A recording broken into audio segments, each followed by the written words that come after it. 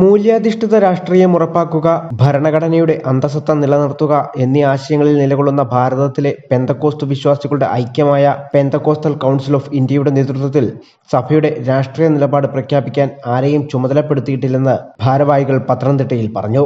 100 വർഷം പിന്നിടുന്ന ഈ സംഘടനയ്ക്ക് ദേശീയ, സംസ്ഥാന, ജില്ലാ, താലൂക്ക് കമ്മിറ്റികൾ പ്രവർത്തിക്കുന്നുണ്ട്.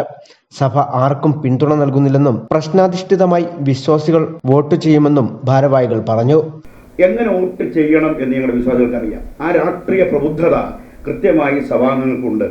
വളരെ കരുതലോടുകൂടി, ജാഗ്രതയോടുകൂടി രാജ്യം നിർണായകമായ തെരഞ്ഞെടുപ്പിൽ നേരിടുമ്പോൾ തങ്ങളുടെ സമ്മതിദാനാവകാശം എങ്ങനെ നിർവഹിക്കണം, വോട്ട് പാഴാക്കാതെ നിർവഹിക്കണമെന്നതിനെക്കുറിച്ചുള്ള രാഷ്ട്രീയ പക്വതയും ജാഗ്രതയും ഞങ്ങളുടെ വിശ്വാസി സമൂഹത്തിന് ഉണ്ട് എന്നുള്ളതാണ് പ്രധാനപ്പെട്ട വിഷയം. സഭയുടെ രാഷ്ട്രീയ നിലപാട് പ്രഖ്യാപിക്കാൻ സഭാ നേതൃത്വം ആരെയും ചുമതലപ്പെടുത്തിയിട്ടില്ല. ഞങ്ങളെല്ലാ സഭാ നേതൃത്വമായി IPCയുടെ കൗൺസിൽ മെമ്പറാണ് അദ്ദേഹം. ഞാൻ ചർച്ച കൊണ്ട് ലീഡർഷിപ്പ് നിൽക്കുന്ന ഒരാളാണ്.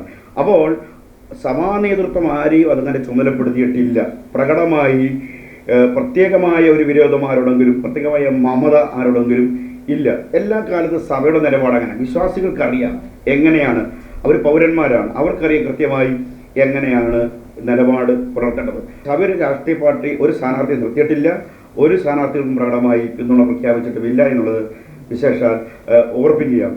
സ്വതന്ത്രമായി, നീതിപൂർവമായി രാജ്യത്ത് തെരഞ്ഞെടുപ്പ് നടക്കണം. സ്വാതന്ത്ര്യാനന്തര ഇന്ത്യയിൽ ഇതുവരെയും സഭ പരസ്യമായ രാഷ്ട്രീയ നിലപാട് സ്വീകരിച്ചിട്ടില്ല. എല്ലാ രാഷ്ട്രീയ പാർട്ടികളെയും സമദൂരമാണ് സഭ സ്വീകരിച്ചിട്ടുള്ളത്. രാജ്യം വലിയ ഭീഷണിയിലൂടെയാണ് കടന്നുപോകുന്നത്.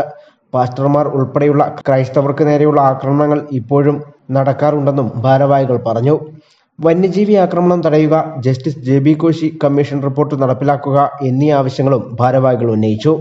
പത്രസമ്മേളനത്തിൽ pastor Jaise Pandanad, pastor Jiji Chacko, pastor Santhosh, pastor Thomas Varghese എന്നിവർ പങ്കെടുത്തു. News bureau, Pathanamthitta.